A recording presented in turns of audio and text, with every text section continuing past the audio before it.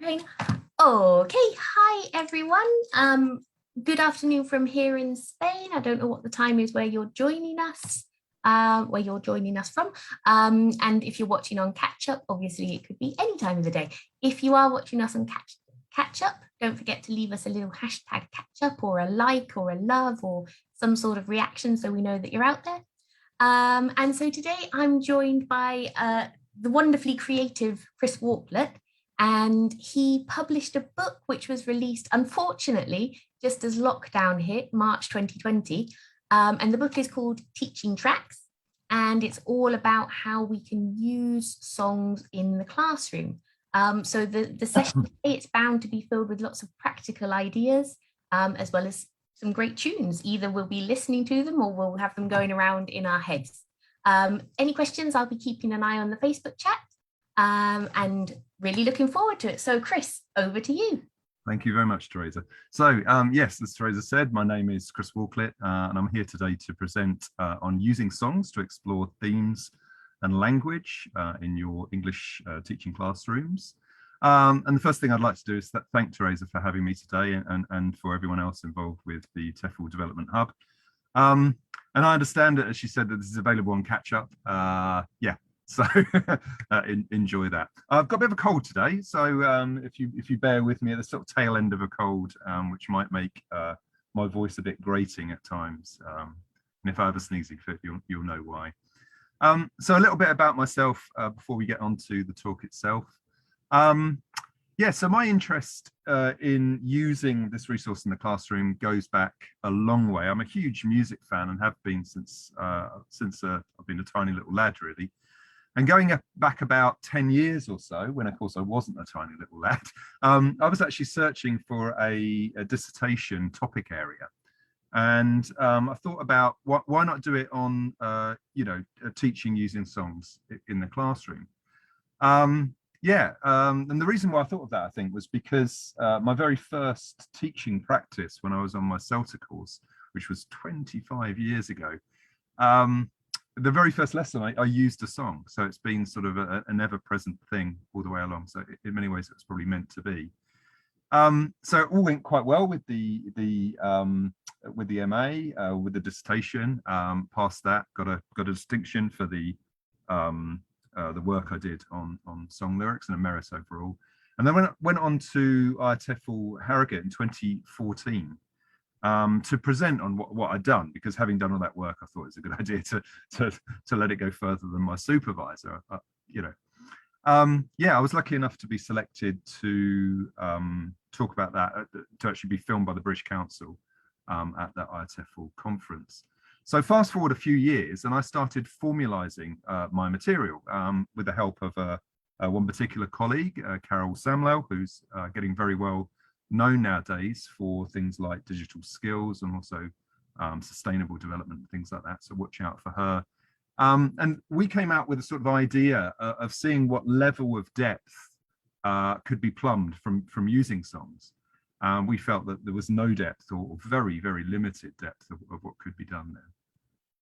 And the idea came about how to explore using all the four language skills, as well as looking at vocabulary, grammar, pronunciation, phonetics, and things like that. So we then worked on, first of all, some samplers, which we called singles, which I shall show here in their physical form. That was the first idea. So one song enlarged, and in these little booklets came the teachers and the students' material, both. And then from there, we sort of progressed that forward, where we took it into, okay, let's work on an album now.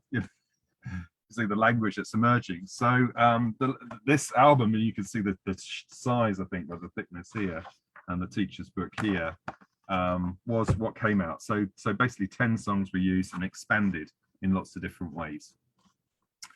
So that's it up to date. As like Teresa said, obviously bringing the book out in just as lockdown begun wasn't ideal. I've been also lately working on a successor to Top 10 as well, which I'll tell you a little bit more about later, which is, rather than sort of generally interesting topics, it's more about very specifically on controversial and personal political issues and things like that.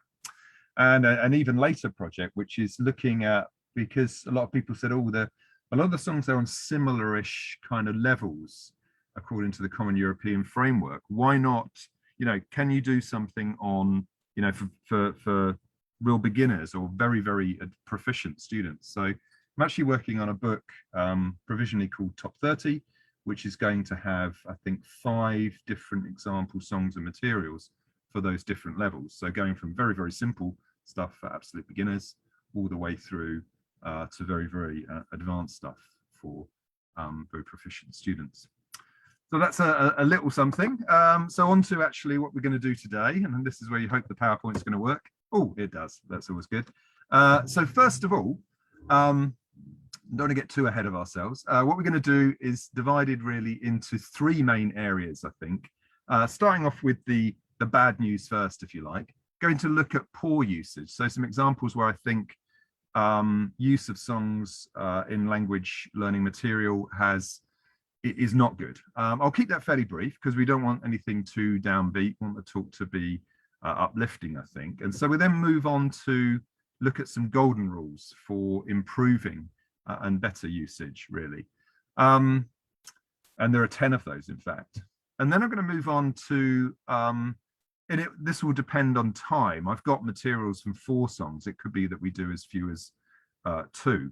But looking at the principles behind the golden rules to actual application, fun application covering lots of different skills from that as well.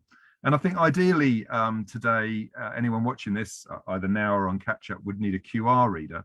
Although as I understand it, you can use a phone, a camera on a phone, and it picks up QR codes anyway. So that's the plan for today. So looking first of all at the issues, the poor usage, I think there are 3 things that come to my mind. This might not be exhaustive, but 3 things that crop up a bit when I talk to people, as I like to, about their experience of using songs in the classroom that maybe aren't so ideal. So first of all, we've got an issue perhaps with modern songs. The idea of, let's do that song because it's trendy, it's cool, or because the students like it, etc., etc. But something worth remembering is that not all songs are created equal. I think it's a bit really like with literature, with songs. If you talk about that, like with literature, one end of literature, you've got Charles Dickens, the other end, you've got limericks, if you like, if you can call them literature. And there is that much variance in songs as well, I think. And age, well, age is just a number, I think, with songs, because it doesn't matter whether it's from, yesterday or in fact from yesteryear. Either could work, but that will be more dependent on the song itself, I think, than anything else. Also, there's a lot of emphasis sometimes on biographical stuff. Lots of activities I see in books and also on the internet sort of descend into biographical work about the artists, but who cares, really? Buying into, I think, celebrity culture isn't really the point in using this resource. It's not really about the artist at all, or it shouldn't be. It's about their work, right? Shakespeare's private life, I think, wasn't really that interesting, but of course his plays were, and that's what we should be judging it on, the art itself rather than the artist, I think. Yes, so there's that. And also another issue that we see a lot is best summed up really by this little clip from the original Alice in Wonderland. And this is the idea of using songs to promote gap fills, what I've called the gap fill trap. And I think it's very important that you don't fall into this trap, really. What is the gap fill trap? Well, very, very briefly, I believe that the uses of this resource are very limited and unsurprisingly adventurous, really. And what takes place is little better, really, than tipexing out of words. And what does that really achieve? Tutors talk a lot about lyrics training, and you can see why, because it's popular with the students and this kind of thing. But save for perhaps some context-related uses that could be called interesting, pedagogically, you know, it's a little better really than rote learning, actually, if you get down to look at it. And I'm not alone in thinking this at all. Most theorists that actually look at these concerns think the same things. Frida Mission says that the lyrics are the entire focus. The only usage of lyrics is as gapped text with no mention to their musical or other elements. And I think that with gap fill, what you have is an example of a really good text type being used wastefully. So I think that if you're happy with the way that you use songs in the classroom, perhaps you could consider leaving the webinar now. But if you think that, you know, hey, there's a bit more you could do with these than that, then it's a good idea to stay tuned.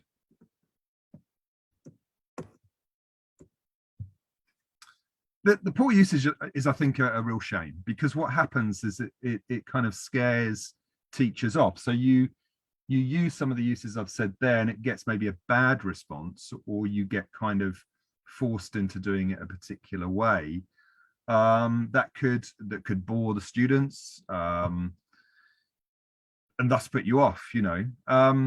But there's no doubt that using songs for their lyrical content is very underused, actually, in ELT. And this is not a good state of affairs, as I think that songs are an ideal vehicle for language teaching for many reasons. The relative brevity of the amount of words in songs, obviously it varies quite a lot, but you know, some of them can be very brief and you can do so much with them. When you're listening to the song at that point in the lesson, whenever that might be, you know, I mean, we're talking about 2 to 5 minutes of your average song, aren't they? In fact, not many songs are as much as 5 minutes even. And that the ability of songs to focus on authentic in situ language, you know, vocabulary, grammar and pronunciation, for example, is a really strong suit with songs. So songs come into their own when, particularly when thematic areas are being considered. They're a great way, I think, to educate and enlighten learners, and then take the discussion off into all sorts of other areas that interest them. As I mentioned briefly with some of my future plans, you know, this can be used for a variety of different abilities and backgrounds, depending perhaps on the song, because some songs are, of course, more suited to higher levels or lower levels than others. So the guidelines that I talked about, I'm going to run through quite briefly here. So these boundaries and rules are just really, that sounds a bit strict, but they're just things to be considered. So to avoid the trap, really, if you like, of making your song lessons, song lyric based lessons, too formulaic. So rule number 1 is to use songs with care and consideration. What do I mean? Well, first of all, it's always a good idea to really familiarize yourself with a song. It could be that you know the song already or think you do, but certainly if it's a song that's new to you, or it's got different depths that you didn't know about or hadn't considered before, make sure before you use it, you really consider what possibilities there are with it. Obviously, that'll be easier when you know the song than if it's one that your students say, this is a great song, and then you should kind of work out whether you can actually use it, and there'll be various factors there, I think. That means being respectful of the creative process that the song has gone through. Because the idea of many textbooks of doing an activity sort of lasting 3, 4, 5 minutes with a song that might have taken months in its construction, you know, is not ideal, really. You should sort of pay some heedance, I think, with the amount of effort that's gone into the song in the way you use it. And all of that means that you should kind of immerse yourself in the song and all it has to offer, rather than treat it in a surface way. I think there's too much of that going on. Some songs, I mean, that's all there is to them. There's no doubt about that. But with others, there's a lot more going on. So bear that in mind. Next, I think you should pay good attention to the lyrics. So find them, and obviously nowadays loads of sites on the web. On the AZ Lyrics is one, AZ Lyrics, loads of others that have gone out of my head now. But and then have another listen to the song with the lyrics in front of you. Now, it'd be a very rare person that gets every single word right in a song, even a song they profess to know well. I've been doing something on my Facebook group where it's not just Mondegreens, but it's Mondegreens we've been doing where we prefer our version of what we thought it was with songs that we know well.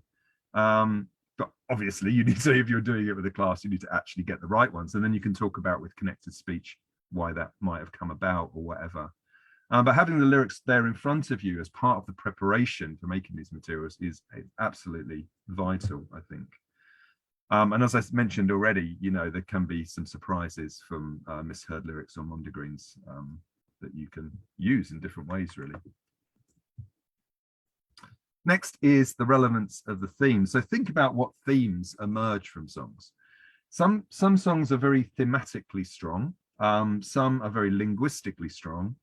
And some songs are both. And I really think that the latter category is what you should be using, although, you know, if it's very strong, like linguistically or thematically, you can consider using that song as well. So for example, thematically, do any of the subjects in the song fit into any topical areas or current events or anything like this? Or, of course, you could do it the other way around. So rather than the song dictating that, whatever comes out of the song you use, you could do it the other way around and do a simple Google search to find songs that fit into a subject area and then choose from there. What subject would I like to look at? Song is a very good way into a subject, probably the most interesting, I would say, of any, although there are quite a few possibilities, but I would say overall, because you've got the music itself, the song itself, you can analyze the lyrics. They are the best of anything. Mood. So having listened to the song, think about what mood it evokes.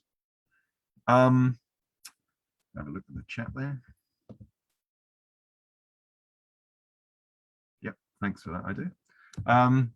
Yeah, so I think what sometimes is not appreciated, the students will really like to have a bit of time to absorb the song. So here maybe you're talking about something perhaps that's more instrumental in nature, where you can kind of let the music soak into them, or, you know, what adjectives occur to you, you know, or draw pictures perhaps related to the song and what comes out. Well, these are all kind of ideas that you can have promoted on choosing a song with a certain mood.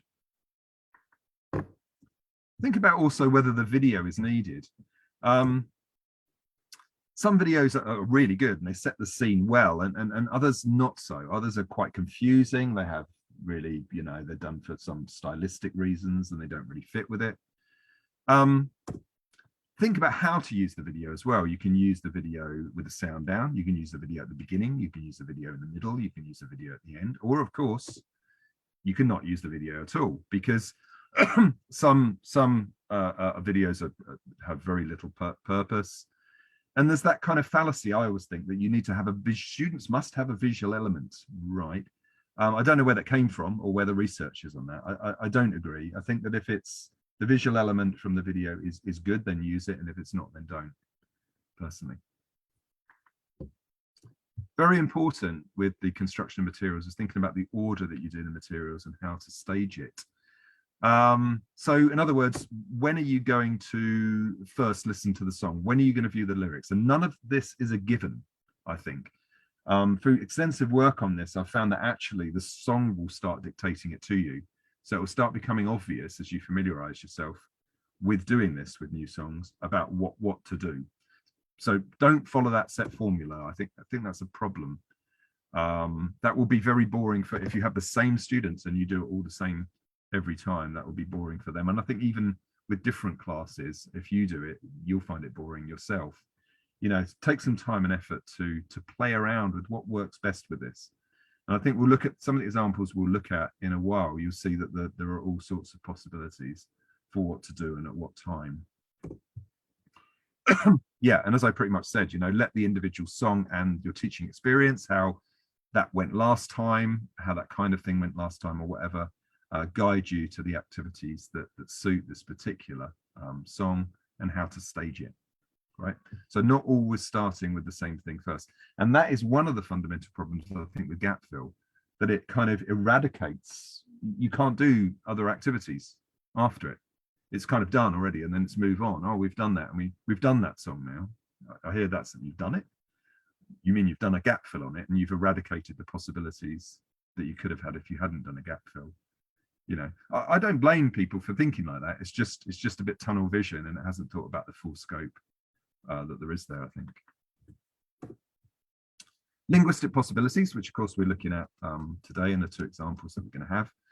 So what linguistic possibilities emanate from the song? Once again, going back to the other golden rules, you'll probably remember that, you know, it depends how familiar you are with the song.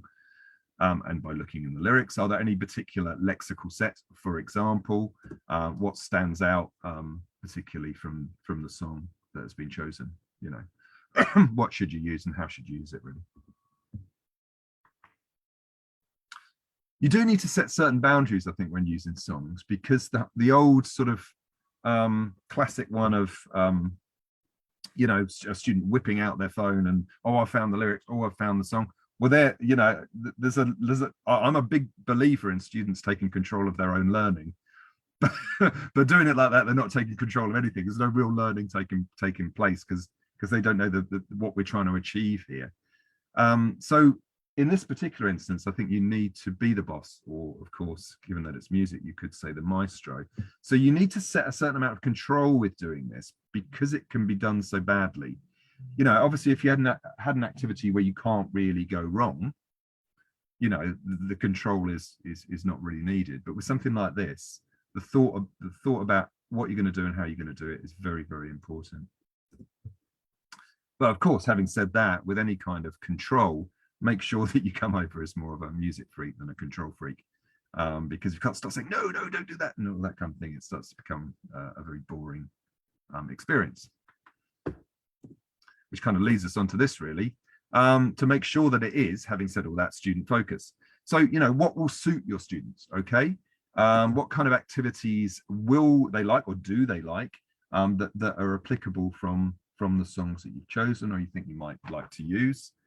What activities will challenge them as well? And that will depend on the song you've chosen. But given the level of the students, you know, how can you take them up a notch? What could you do to move on so they'll actually learn something they haven't learned based on the song and the materials you've chosen? How can you adapt what's in the song to your regular teaching style and your students' hopes and expectations? And the last one, easier said than done, of course, but exuding confidence. Just remembering, I think, that you know, you're doing something that students will love and that they'll remember. The amount of times you hear former students, for example, saying, oh, we did this song about this X number of years ago, which they never would do with anything else, perhaps with like a play or drama or something, but it's something that has real impact on them, and they will remember it. So if you keep that in mind, that will fill you, I think, with more confidence when you're doing it. And overall, I think, don't forget that you're dealing with a fantastic text type. Whatever anybody says, it's been you know, put aside anyway. You know, there is real pedagogic purpose to using songs.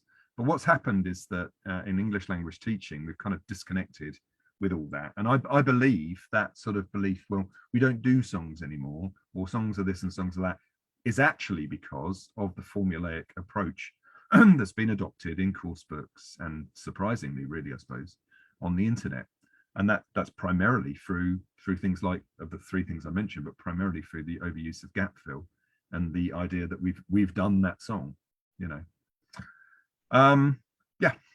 So those are the 10 golden rules, I would say, for use. And I've got like a few steps here of a simplified version, because that's quite a lot to take on board. But this is very much for the tutor in mind. So the first thing you should do is you should breathe and you should relax. It's always a good idea to breathe.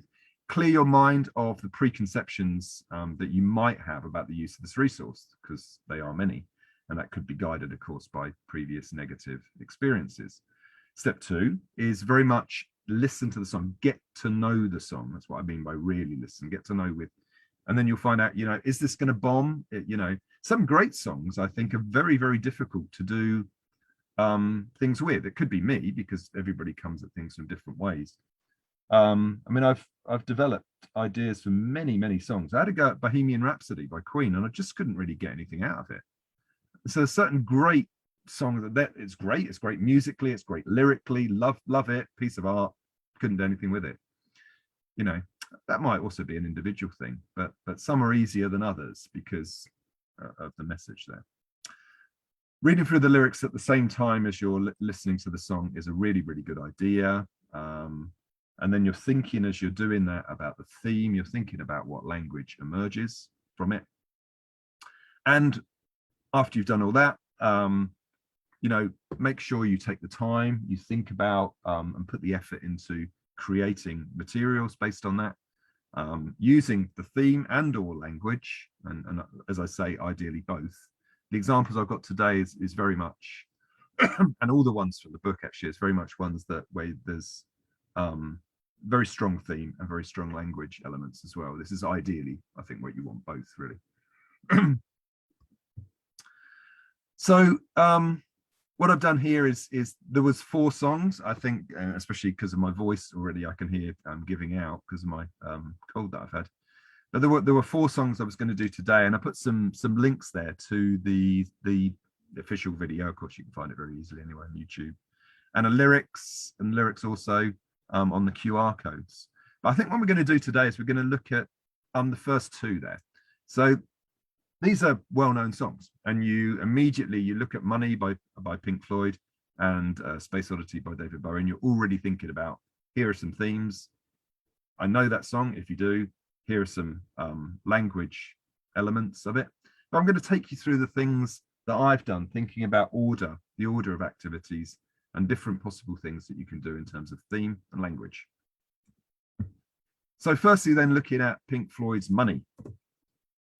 Where could you start? Well, a good place to start, I think, we don't like formulaic, but this kind of picks itself in certain ways, is to do a very general discussion with the class about the names of different currencies.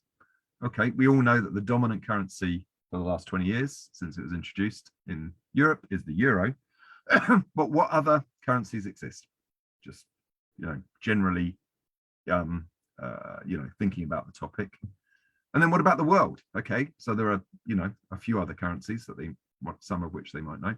What other currencies have you heard about in the world? So this is just, you know, getting them into the general area of discussion.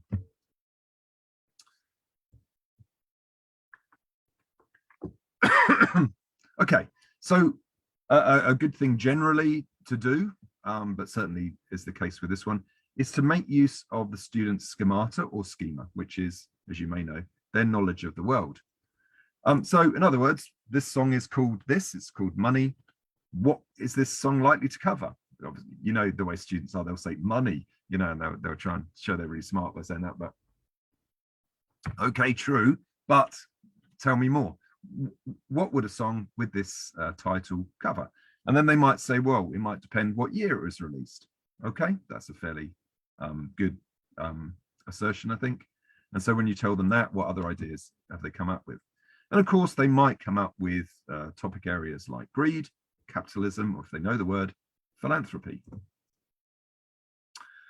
As a tutor, you could, of course, have already found simple texts on the internet to refer to on these topic areas, you know, to widen the remit of work there. Still thinking about theme. This is quite an interesting song because it's really, really short. Well, short in terms of there aren't many words in it, you know, probably less than 100 words in the entire song. And there are only 3 verses as well. So you could do, rather than just playing the song in one go, it's a mistake, I think, unless you've got a reason for doing that. You could let them hear a bit of the song at the time, yeah, and ask them for what's the main message in that verse. So in terms of actually this particular song, I've made your life easier here by breaking it down. So the intro and the first verse is about the first minute. You know, what is the message there? What words did you pick up? And what is the overall message so far? So we're looking at the song bit by bit. Then the second verse kicks in about 105 to 140. How does that message then progress? Is the message still the same? Are different things being discussed? Is the focus a bit different? Excuse me. And then the last verse, so the third verse, you know, how has the message changed? And then, you know, based on everything you've heard, do you now think the overall message is a positive or a negative one?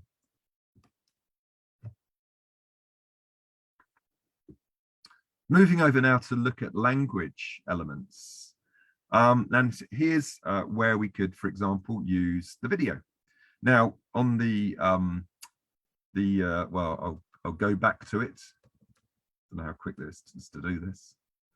But that was why, if you're watching some catch-ups, I can see there aren't many people in the room. You could take a photo of that, I think, if that works, and then use the QR codes to go into those from there. So using the video, why not with this one? Play it at a certain point with the sound down. I don't know if you know the video to this, but very basically it's a video in which there are lots and lots and lots of images of things to do with wealth or lack of wealth. So I've put them together there into two sections, things related to wealth and things related to normal life or poverty, which you could say is the same thing, I guess. So in the video, you're kind of bombarded with these images, get them to write down what they see, anything that they see. They won't get them all, it would be basically impossible. And yes, you can do it in your own language as well and look them up later. Feel free to do it in your own language because you still won't get them all because there'll be too many. And then use a dictionary or whatever, or try to work out in your own pace what those things are.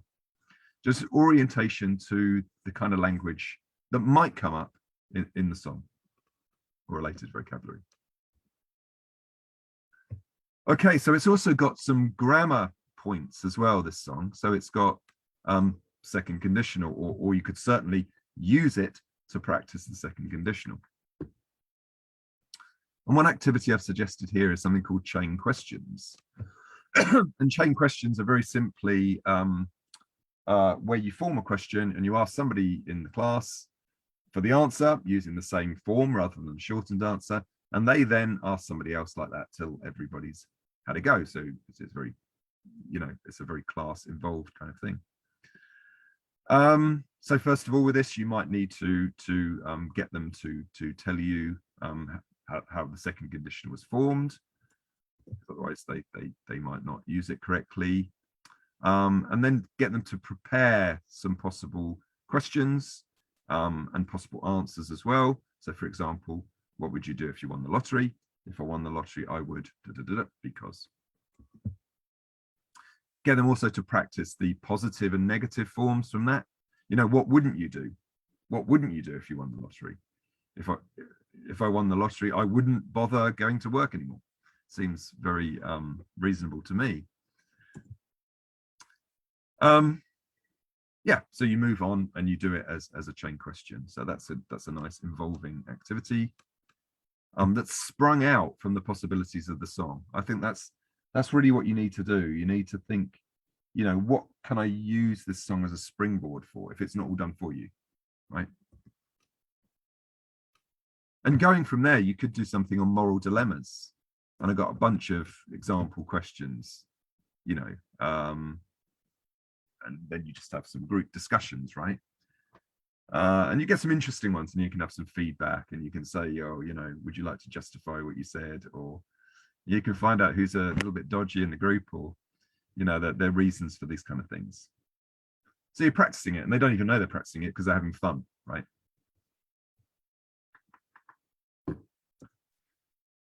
This possibilities of language, even though the song has, I think, less than 100 words, the possibility of expanding the language work you do here is immense.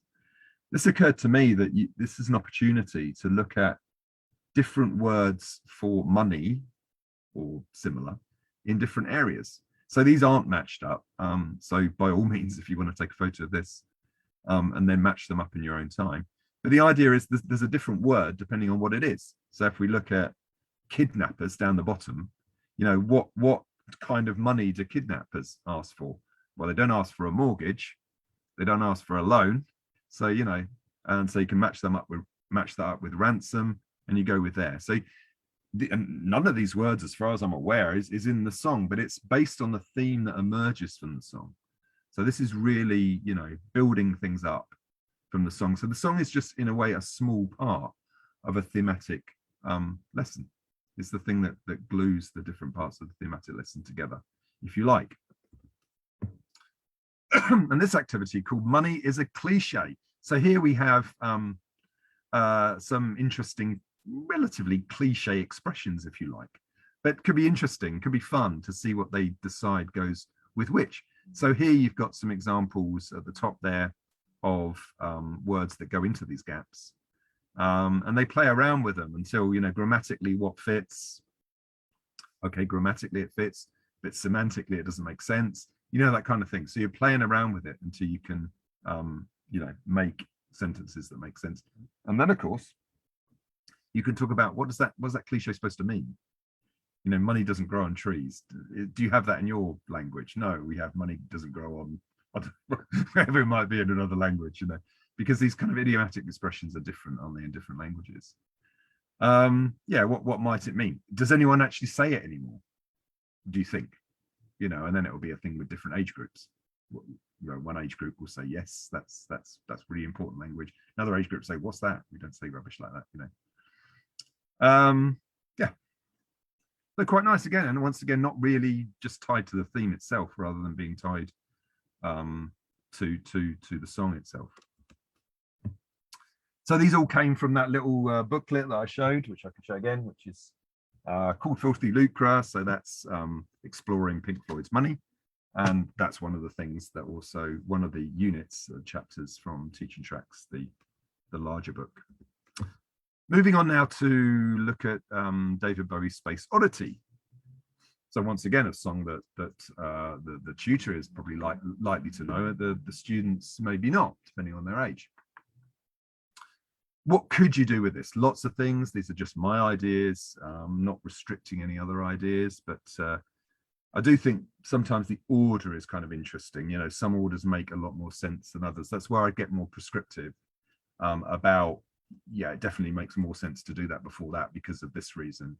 You know, that's the only real area I think where I'm prescriptive.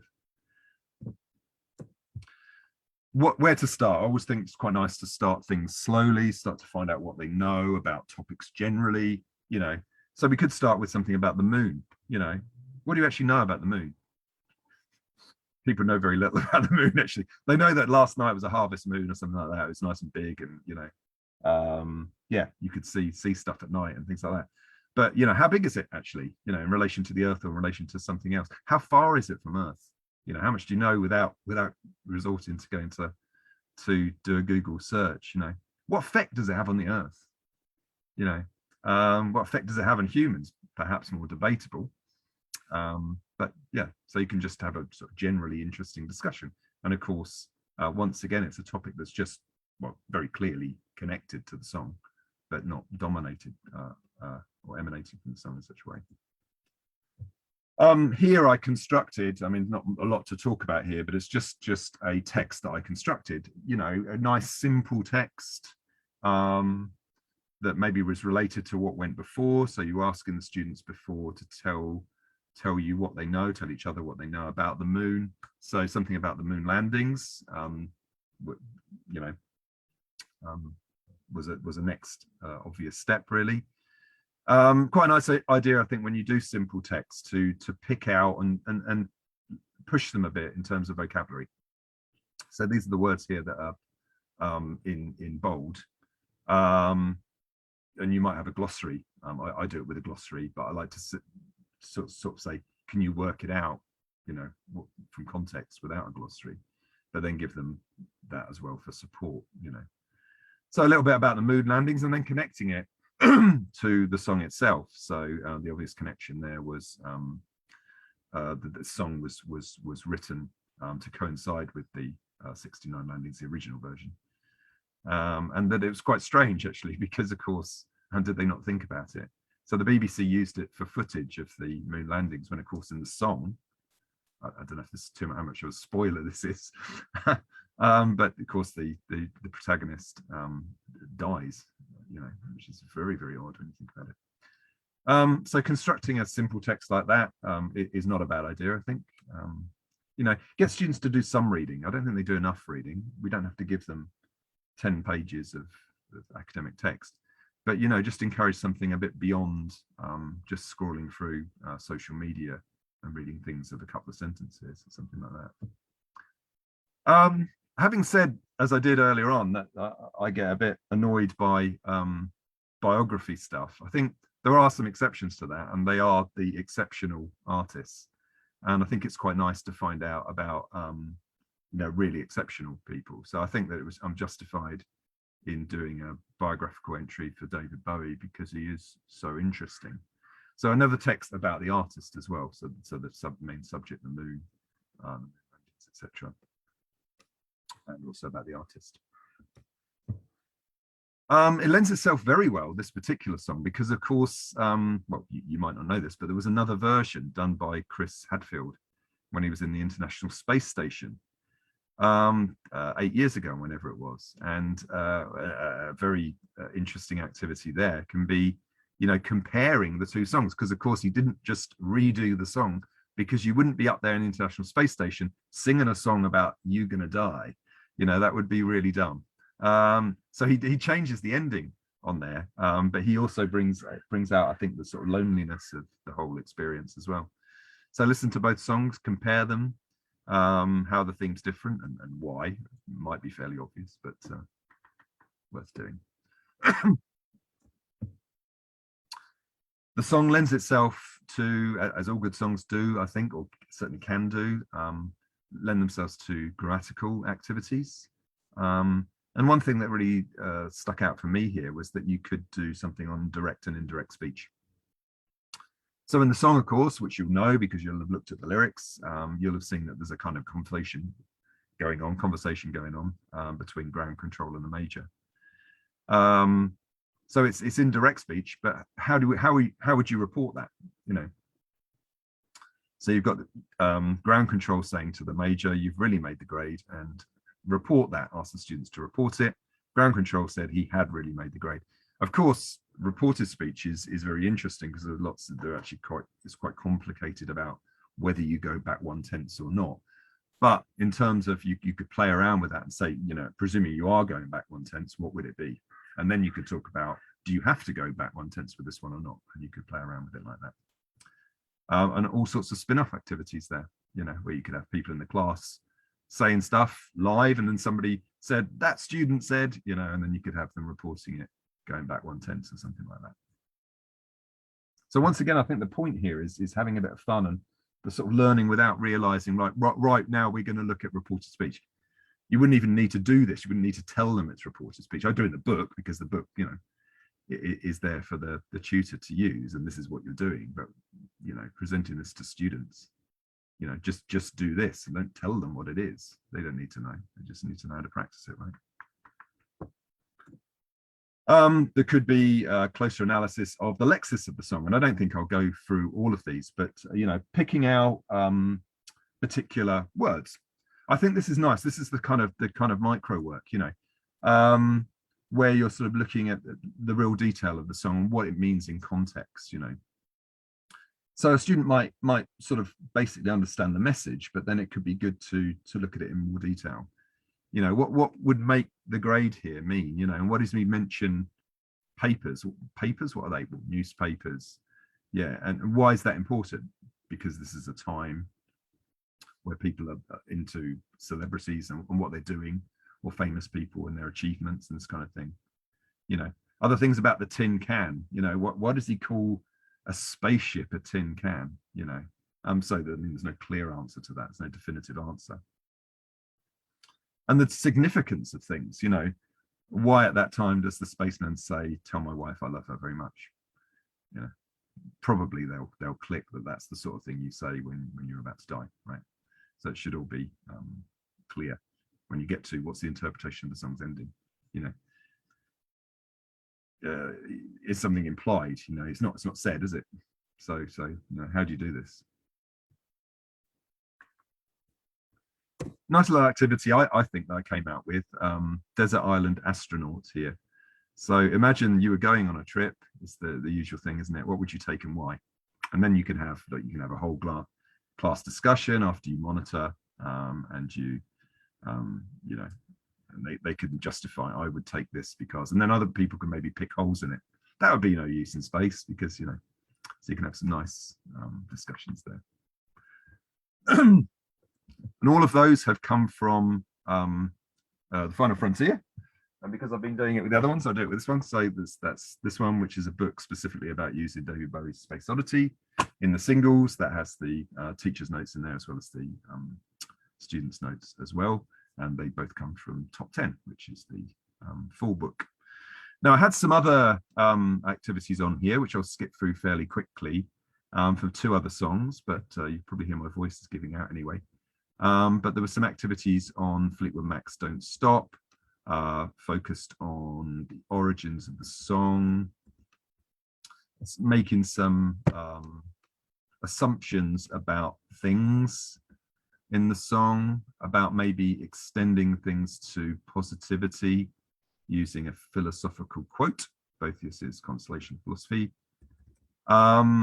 writing lyrics or a poem on that song, looking at different rhyme schemes, trying to work collectively on a song, some research homework on not giving up. Yeah, I think this was what I was talking about before, reassembling. On the positivity aspect, a kinesthetic activity.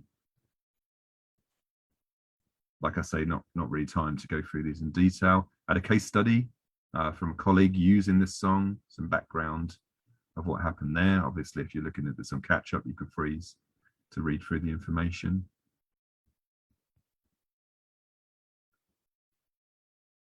And then also had some details on Ed Sheeran's 18. So obviously a lot more controversial, this one, really. Some ideas there of watching it with the sound down, taking notes of what you see in the videos. What sort of things come up. Talking thematically about the subject areas, which of course are, this is why it's controversial, isn't it? Drug use, prostitution, homelessness, etc. Trying to work out specific themes and wider themes within the song. Write down words that you would say are related to that subject area. You could do this with stronger students without the lyrics in front of them. With weaker students, they could have the lyrics in front of them. This is a point, I suppose, about taking control of it. So you decide, depending on the level of your students, you know, what they benefit most from. Changing the ending, because obviously in the ending, like in the Bowie one, actually, the person dies, right? What could happen alternatively? So you don't want to leave the class maybe really depressed. So write an alternative ending for this. Okay, so moving on. I think that one of the most important things about songs is the fact that you can bring in the 5th language skill of culture.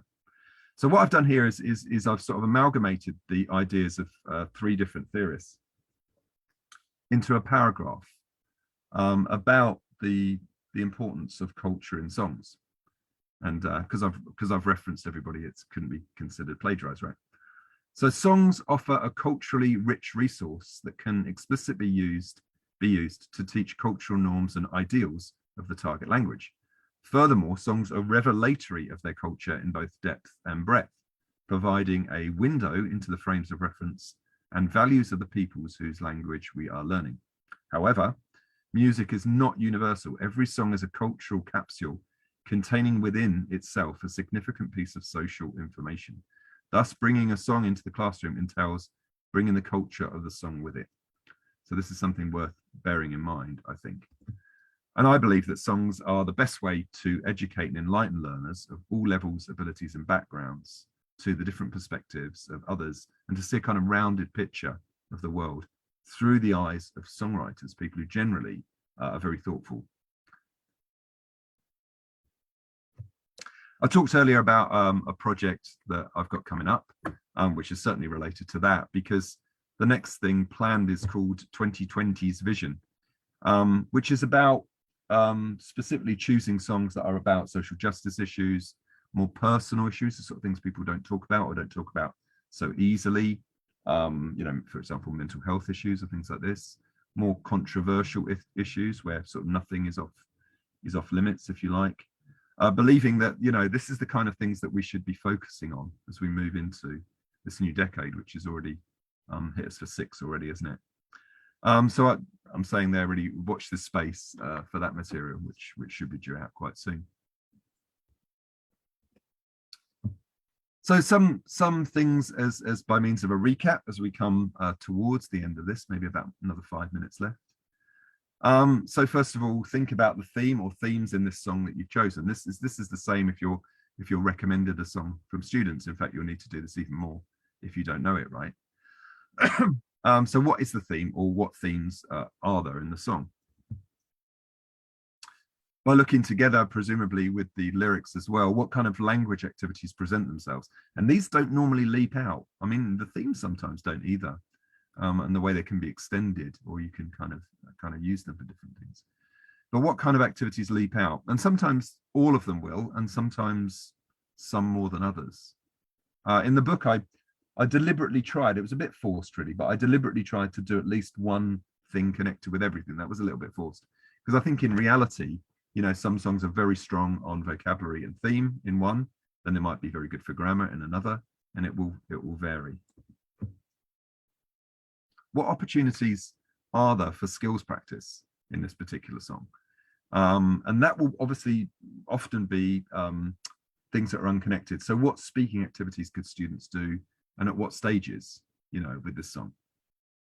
What listening would they do? Obviously, there's the song itself, but what else could be done? Is there a podcast out there that they could listen to? Is it a listening activity that they could do with each other, in the class or something? Reading activities. This is probably something that the teacher would have to initiate. Possibly, I suppose there are ways around this, but so as we looked at the reading activities earlier, what things could we read on this topic, and what could we do with them? And what about writing? Now, writing, there was some parts, I think, in the ones we rushed through to do with writing activities. But when I say writing activities, I don't mean to say write a 500-word essay. It's not that at all. It could be brainstorming some ideas. That's still writing. It's other things as well, but it's certainly writing as well, right? So what sort of writing activities that they can stomach, could be developed from this particular song. So I think if you've got all three there, then bingo. I mean, the light should go on. This song is really great. And then it's like with Pink Floyd Money, it's a question of trying to limit the amount of activities you do, rather than be pushed to produce lots. But I think 2 or perhaps even 1, if it's very strong, can justify you selecting that song. But probably don't make my mistake where you think you have to do everything with it, unless it's a song that lends itself to everything. And remember to try and focus, I think, on emphasizing any cultural aspects, and try to ensure that the songs have some kind of meaningful theme. Although, meaningful is in the eye of the beholder, isn't it? Something meaningful to some people and not to others. Yes, having said that, I mean, I've often, meaningful and fun can sometimes be a bit contradictory, can't they? But have a real purpose to it. It's either meaningful or it's particularly done for fun or something like that. Yeah, and think, as I said, think about how I can have fun with those materials. How can students have fun with these materials, or materials that one minute is very in depth and everyone's really thinking, next minute they're having a bit of fun. That's the trick, isn't it? That's the trick in lessons anyway, isn't it? To try and balance those things out. That's obviously a successful lesson. But try and avoid the things we talked about earlier. The song that's the latest trend, unless it happens to work. I like that song because that singer's cool. Okay, but let's have a look whether it does any of these things. If it doesn't do any of these 3 things, it's no use, right? It's just that's something for their personal interests and not something for the classroom. The biography stuff, well, yeah, take that with a pinch of salt, although there are some interesting things out there, but don't think you always have to do that like the course books used to with every single activity. We must find out something about this band. Well, why? And then the gap fill thing that I've talked about in quite a lot of detail. So as well as those 4 songs in Teaching Track's top 10, there's 6 other songs, which people may or may not recognize from that list there. Chosen, as I think you might have taken on board, chosen for the song itself rather than they're not my 10 favorite songs. I don't necessarily even like all 10 of them as songs to listen to, but as songs to, as we saw from the last slide, you know, to use for themes, for language activities, for opportunities for skills practice. They are all really good, right? And they're all from that book, as I said earlier. I've had some reviews, which I don't want to read them out or anything like that or gloat, but to give you an idea of the kind of things that reviewers have said. There was no no bribery involved or anything like that. There was no arms behind backs. This is just the kind of things that people have said about how you can engage students, for example.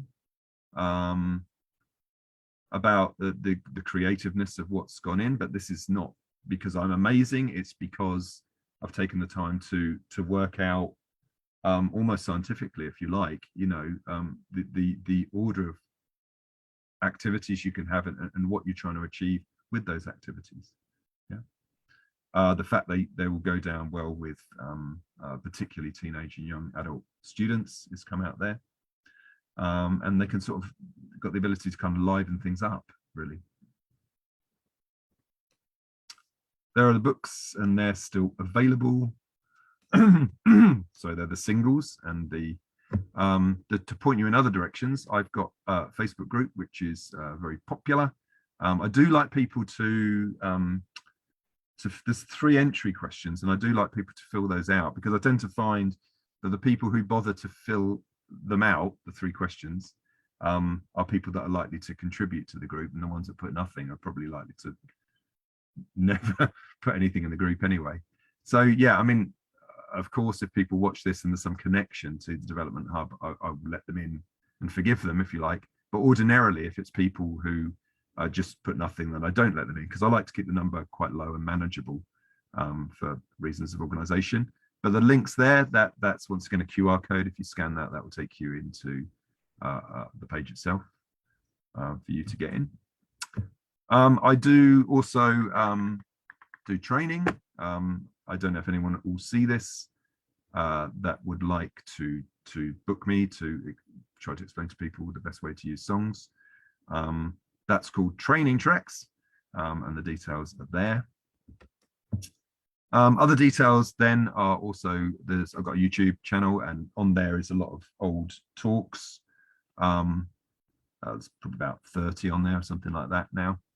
And that, I think, is that. I'm not sure what that video is down there. So that's everything for me today. I don't know if anybody in the room has got any questions. Sorry, just trying to find my unmute button. That was awesome, Chris. That was such a great session. People have been commenting on the Facebook group about how useful it was. Lots of great ideas. Yeah. Just had one comment. Haven't made use of songs for ages because I was bored with the typical gap fill activity. Yeah. Inspired people to do something different. Really informative and extremely well presented. Great amount of information. Much appreciated. My head expands. Yeah, I mean, people were commenting throughout, kind of saying about things like talking about using it as a prelude, using songs as a prelude to discussion before, but you know, not necessarily taking it any further, using the song, as you said, as a springboard. Yeah. Theme of the lesson. But you've certainly given us loads of ideas of how to work with things. Somebody else mentioned that they did a whole course based on Sunshine on Leith, which I think is the proclivity, and so kind of thinking about like, sense and dialect and sociolect, right, and things like that. Yeah, I really like that. I really like the kind of expanding out of the idea. Yeah, as long as it doesn't become too repetitive on the students, but I don't think it, if you think it through, I don't think it would be. Yeah, great. Yeah, and I thought, like, with the ambiguous lyrics, like, it really gets students' critical thinking going. Yeah. With those questions you shared about Space Oddity, Yeah. really give them a bit of creativity They're and great for ambiguity, aren't they? Because yeah, some you can think of particular artists probably where it's deliberate. I think the Doors are like that, deliberately ambiguous, deliberately you take that to mean whatever you want it to mean. So that can be really interesting for students, definitely. Yep, excellent. And looking forward to more songs coming. The top 30 sounds like it will be great. And also this idea around using, kind of like you say, the more controversial topics. That's a theme that's come up quite a lot in the hub, Yeah, around diversity and inclusion and social absolutely. justice and things Yeah, like that. I'm hoping to give some talks and maybe also a plenary on that in 2022. Fantastic. Excellent. Okay, well, there haven't been any questions, but Chris is in the hub. So if you do come up with anything, tag him in the video or drop him a message, and I'm sure he'll be happy to get in touch. Thank you very much to everyone who's been watching live today, and for anyone who's watching on catch up. Hope you enjoyed it. I'll be sharing the notes as well anyway, and we'll be seeing you again next week. Have a lovely weekend, everyone.